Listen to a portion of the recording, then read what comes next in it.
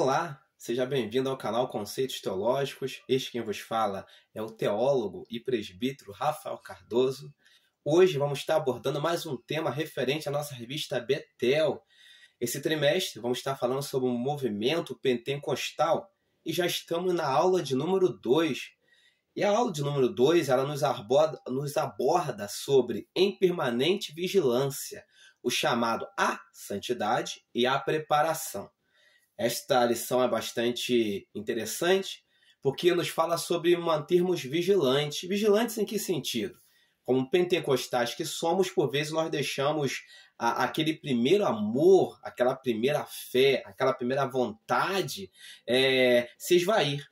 E como podemos, de alguma forma, combater isso? Como podemos nos manter acesos, avivados, cheios da graça, cheios da plenitude do Senhor? Esta é uma tarefa ao qual nós vamos estar aí destrinchando nesta aula de número 2. Para não ficarmos em nossas palavras, desde já vamos para o nosso texto áureo, que está baseado no livro de Romanos, capítulo 13, verso de número 11, ao qual nos diz: "E isto digo, conhecendo o tempo, que é já hora de despertarmos do sono, porque a nossa salvação está agora mais perto de nós do que quando aceitamos a fé." O texto de referência ou leitura em classe está baseado no livro de Apocalipse, capítulo 2, versos 1, 2, 3, 4 e 5. Convido você a estar lendo pausadamente, relaxadamente, no conforto da sua casa. Pois bem, manter uma vida de vigilância, um chamado à santificação. Como? Como chegar a tal? Como manter a chama acesa? Como nos mantermos ligados, avivados no reino de Deus? Para começar, vamos estar tratando de algumas analogias. Você já teve muita vontade ou desejo de comer algo, alguma coisa? Por vezes nós temos aquele desejo, eu quero comer aquele prato específico de comida. Eu quero comer aquela sobremesa. Note bem como você está com o desejo de comer alguma coisa, você come, você se satisfaz, você fica feliz. E normalmente você parte por vezes para o segundo prato, ou tem aqueles que vão até para o terceiro prato. Mas note bem que o segundo não é igual ao primeiro. Imagina aquela sobremesa, você quer comer aquela sobremesa, você come com vontade. E de repente você vai repetir a sobremesa. A segunda parece que o sabor, o gosto já não é tão igual quanto o primeiro. Por quê? Tem gente que vai com muita sede ao pote, e também vamos trazer essa analogia para o Evangelho, mas depois de algum tempo parece já não faz as coisas como fazia antes. Em que sentido? No Evangelho, por vezes nós começamos com aquele primeiro amor, aquela vontade, com aquele desejo, e por vezes o tempo vai passando, porque o tempo passa para todos, a gente vai deixando de ser menina espiritual, vai crescendo, vai se tornando um pouco mais maduro e por vezes, junto com o amadurecimento, por vezes vai caindo na rotina espiritual. E essa rotina espiritual, por vezes, ela é muito perigosa, ela é um tanto quanto emblemática. Em que sentido? Porque depois de algum tempo, por vezes nós nos tornamos como a igreja de Éfeso, ao qual está baseado o texto na leitura de referência em Apocalipse capítulo 2, porque o verso 4 está dizendo o seguinte, do capítulo 2, "Tenho, porém, contra ti que deixaste a tua primeira caridade", ou seja, deixaste o teu primeiro amor. Quando o tempo vai passando, por vezes, nós vamos fazendo as coisas de forma mecanizada, de forma bem mecânica. Aquilo que nós fazíamos com uma certa vontade, com um certo desejo, o tempo vai passando e a gente vai fazendo de forma mecânica. E aí você vai fazer a pergunta, mecânica em que sentido? Por vezes você vai para o culto e você não vai mais para o culto como você ia antes no primeiro amor, com aquele ardor, com aquela vontade, aquele desejo de adorar. O tempo vai passando, por vezes você vai para o culto porque você tem um compromisso. Hoje eu tenho que estar lá. Eu sou líder das irmãs, eu sou líder dos irmãos, eu sou o dirigente da igreja, eu sou obreiro, eu sou ministro, eu preciso estar lá. Não gostaria nem de estar lá hoje, mas eu tenho que estar lá por causa do compromisso. Olha só o primeiro amor. Antigamente ia-se para a casa do Senhor porque tinham uma ardência no coração, poderíamos por assim dizer, né? Um ardor, uma vontade, um desejo enorme de adorar. Hoje, por vezes, vai por causa do compromisso. Aquele que pregava antes na dependência do Espírito Santo, né, quando ia pregar até tremia, ficava às vezes uma semana de jejum, horas de oração para Deus dar uma palavra. Com o passar do tempo, com o passar dos anos, por vezes deixa de fazer aquilo pelo primeiro amor, começa a fazer de forma mecânica, né? Cai numa rotina tão rotineira que começa a fazer as coisas de forma bem mecanizada e já não depende mais do Espírito Santo. Não depende mais de uma vida de oração, de busca, de entrega, e começa a fazer as coisas de forma bem mecânica. Uma certa feita, não me esqueço, eu vi um pregador dizer algo que é terrível, foi terrível que ele disse. Ele disse assim: me dê qualquer tema, qualquer versículo bíblico, que eu desenvolva uma mensagem em cima disto. E começa a ser uma coisa mecânica, porque com o Espírito Santo não é bem assim. A mensagem que o Espírito Santo dá, ela arde em nossos corações. Não é o que a gente quer falar, não é o que a gente quer fazer. Ele nos orienta, ele nos aponta, ele nos mostra o que nós devemos fazer, o que nós devemos pregar, o louvor que devemos cantar, né? É o Espírito Santo que nos aponta, mas para isto acontecer, é preciso estar em constante vigilância, né? Com o primeiro amor, na dependência do Senhor. E a lição presente, ela é nevrálgica ao nos ligar o sinal vermelho. Você está vigiando nesse sentido?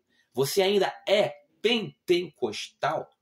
Porque por vezes alguém pensa que ser pentecostal é estar no meio de um grupo, numa igreja onde tem muito barulho. Às vezes alguém pensa que ser pentecostal é dar glória a Deus alto e aleluia alto.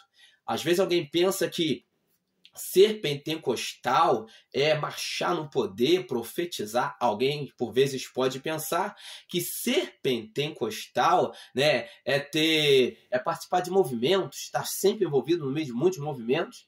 Isso também faz parte, mas ser pentecostal vai muito além disso. Porque ser pentecostal parte da premissa que você é cheio do Espírito Santo. E quando alguém é cheio do Espírito Santo, ele tem autoridade de Deus na sua vida. Não é algo mecânico, é a autoridade de Deus que ele tem sobre a sua vida.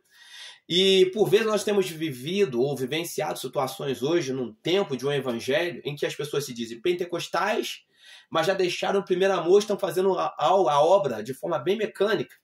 Aquela mensagem, Jesus salva, Jesus cura, Jesus liberta, Jesus batiza, que antes, no passado, nossos irmãos no passado, diziam isso com autoridade, hoje se diz de forma bem mecânica, para a hora passar no culto. Jesus salva, irmãos, Jesus cura, Jesus liberta, Jesus batiza. Mas cadê? Cadê as salvações? Cadê as curas? Cadê os batismos? Cadê as libertações? Então, ser pentecostal parte da premissa que alguém é cheio do Espírito Santo. Se ele é cheio, quando ele diz que Jesus cura, quando se coloca um doente diante dele, ele vai orar com autoridade e Jesus vai curar se ele quiser. Quando ele é pentecostal, ele é cheio do Espírito Santo. Quando ele diz que alguém liberta, quando alguém estiver oprimido perto dele, ele vai orar com autoridade e Jesus vai libertar. Hoje em dia, em muitos lugares, as pessoas se dizem pentecostais e não estão mais acostumados ou acostumadas a ver Deus fazer, Deus operar, Deus libertar. Há momentos que nós vemos até situações que pessoas, quando vê Deus operando no meio pentecostal, pessoas se manifestando, tem crente que corre, tem crente que se esconde, tem crente que fica com medo do bicho, do cão, porque se diz pentecostal, mas já deixou há muito tempo o primeiro amor e já não tem mais a autoridade de Deus sobre a sua vida. E como manter a chama? Como se manter em vigilância, em santidade? E olha só, santidade. Um grande homem de Deus, né, teólogo, pastor, Antônio Gilberto, num seminário de escola bíblica dominical, ele disse o seguinte: diz que o obreiro, o crente, ele tem que se aprimorar. O que isso significa? Você tem que ser hoje melhor do que você foi ontem. Amanhã você tem que ser melhor do que você está sendo hoje. O crente precisa estar sempre se aprimorando. Isso também é das coisas do Espírito. O servo do Senhor, ele não pode se manter estagnado. O grande problema é que as pessoas se dizem pentecostais, são batizados com o Espírito Santo, falam lá em línguas uma vez e depois nunca mais. Se mantêm-se estagnadas. O pastor Antônio Gilberto, ele dizia que o crente ele precisa se aprimorar, está em um constante aprimoramento. Quando você se debruça sobre a palavra, você entende que as águas de Deus não são apenas até os pés, ou apenas até os artelhos, ou apenas até a cintura. As águas do Espírito Santo, elas nos cobrem, mas para elas nos cobrirem, nós precisamos querer, né, viver o Espírito. E tem muitas pessoas que vivem estagnadas, não se aprimoram.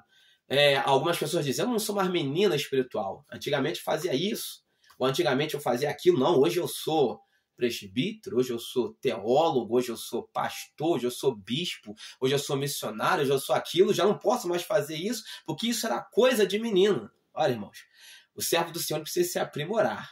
Se antes ele tinha autoridade, né, que hoje ele precisa continuar tendo autoridade, né, ainda maior sobre a sua história, sobre a sua vida.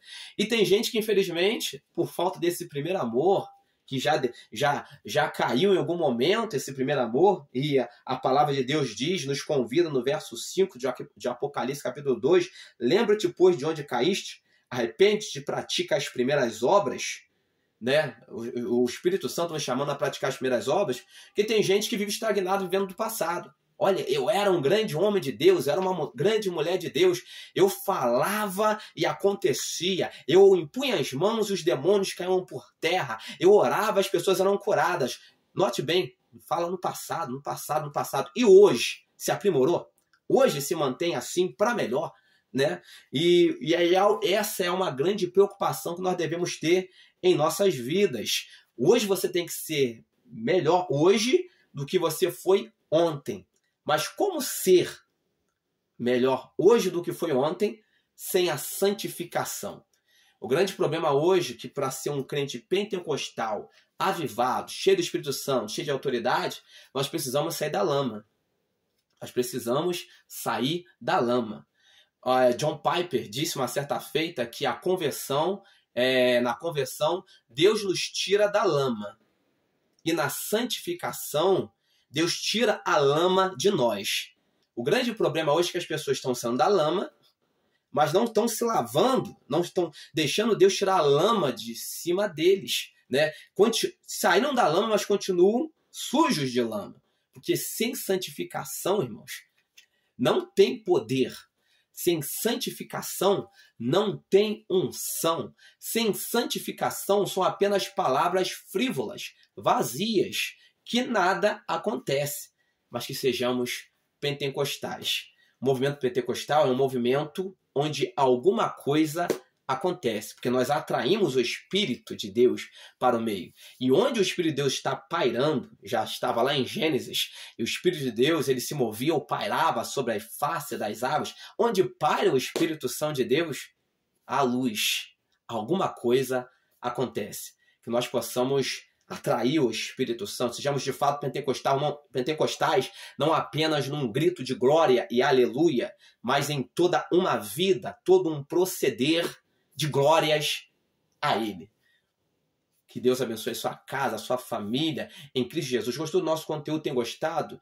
Deixa o seu like, se inscreva no nosso canal, ativa o sininho, receba mais materiais. Como já disse, eu sou o presbítero e teólogo Rafael Cardoso, somos da Assembleia de Deus, estamos localizados na região serrana, no Ministério de Madureira, em Itaipava, mais precisamente no bairro do Gentil, de número 100.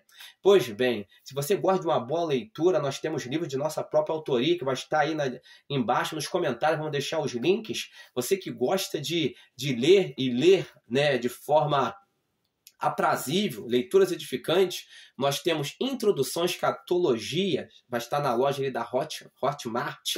Nós temos também A Trindade Revelada. Nós temos também a predestinação sob uma perspectiva calvinista. E você que gosta de se aprofundar na palavra, nós também temos o livro Gênesis para Teólogos, né? Ao qual vamos estar tratando de assuntos bastante interessantes, os néfiles, o dilúvio, né? Uma série de assuntos que por vezes não são abordados no púlpito de uma igreja, nós abordamos ali. Temos também Êxodo para Teólogos, uma continuação, e vamos estar tratando assuntos que não são tratados no púlpito de uma igreja.